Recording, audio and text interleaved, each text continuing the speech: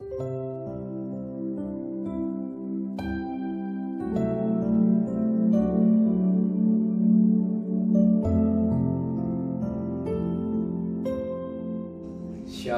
pagi bersama tundukkan kepala, pejamkan mata sejenak.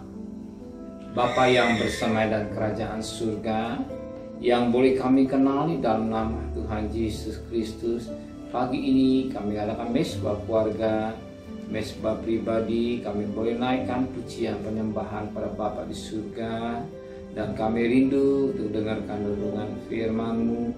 Roh Kudus menyucikan hati dan pikiran kami, sehingga firman-Mu menjadi berkat buat kami, dan kami tidak lupa juga menaikkan doa syafaat kepada Bapa di surga. Haleluya. Amin. Shalom, pagi. Mari sama-sama membaca firman Allah. Lukas pasal 5. Lukas pasal 5 ayat 17 sampai ayat yang ke-26. Lukas pasal 5 ayat 17 sampai ayat 26. Orang lumpuh disembuhkan. Pada suatu hari ketika Yesus mengajar, beberapa orang Farisi dan ahli Taurat duduk mendengarkan Yesus.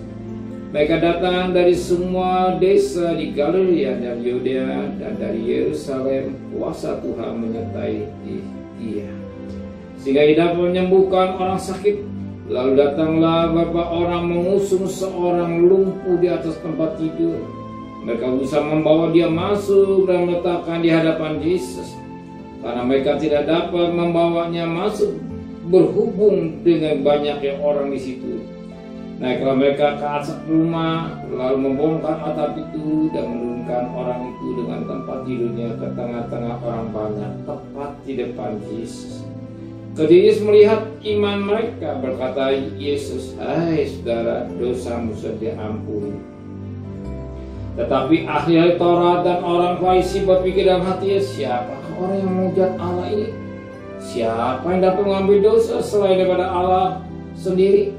Tetapi Yesus mengetahui pikiran mereka, lalu berkata kepada mereka, "Apakah yang kau pikirkan dalam hatimu? Manakah lebih mudah mengatakan dosamu sudah diampuni, atau mengatakan bangunlah dan berjalanlah? Tapi supaya kamu tahu bahwa ini anak manusia berkuasa mengampuni dosa." Berkata ia kepada orang lumpuh itu, "Kepadamu kukatakan, bangunlah, angkatlah tempat tidurmu dan pulanglah ke rumahmu."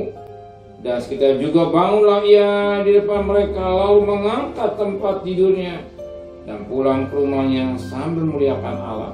Semua orang itu takjub lalu memuliakan Allah, dan mereka sangat takut. Katanya, "Hari ini kami telah menyaksikan hal yang sangat mengherankan." Suatu mutiara yang indah pagi ini, yang kita dapat pagi ini, yang jadi berkat buat kita. Yesus, Dia Allah yang menjadi manusia, kalam atau firman menjadi manusia. Dia memberi kuasa untuk mengampuni dosa manusia.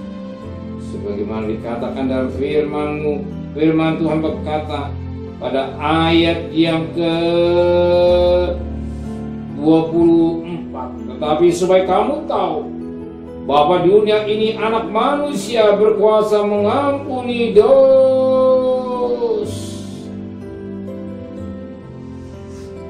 Yesus yang tersembah, Dia berkuasa mengampuni dosa.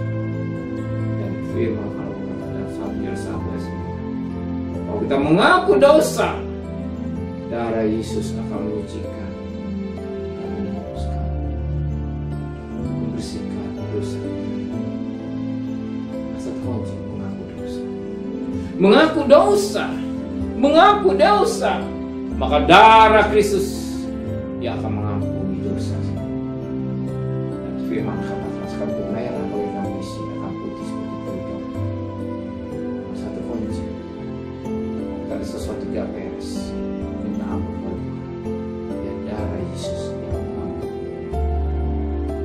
Yesus yang berkuasa. Yesus berkuasa mengampuni dosa manusia. Dia Allah yang 100%. Dia Allah yang jadi manusia.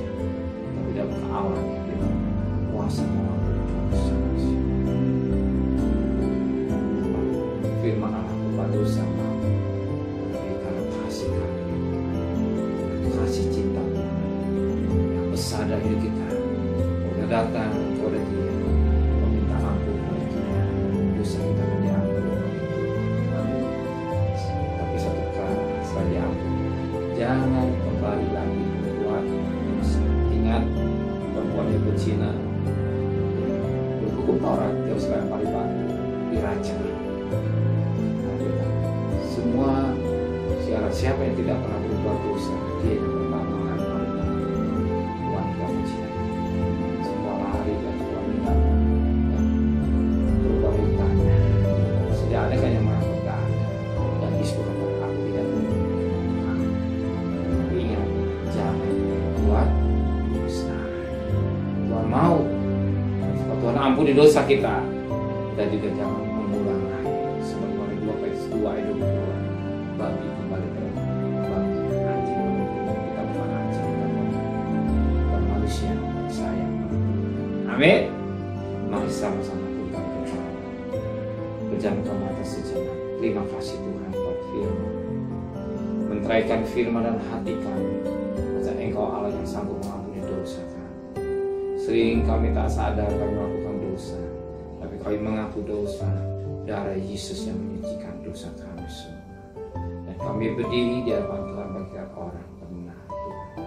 Terima kasih Tuhan, sertai perjalanan kami bekerja, berdagang, sekolah, kuliah.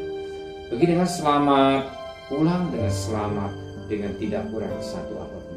Berkati Bapak Presiden, Wakil Presiden, para Menteri, para Gubernur, para Bupati, para Wali Kota, para camat, para lurah, para RW, para RT, para PJ, para Wakil. Berikan mereka hikmat yang dari surga, dari semua takut kepada Tuhan. Sedang kekasih, terimalah berkat nikmat dari Allah Bapa, cinta kasih sayang dari Tuhan Yesus Kristus, dan berkat Roh Kudus menyertai saudara mulai hari ini sampai Maranatha Tuhan datang. Yang cinta Dia katakan amin.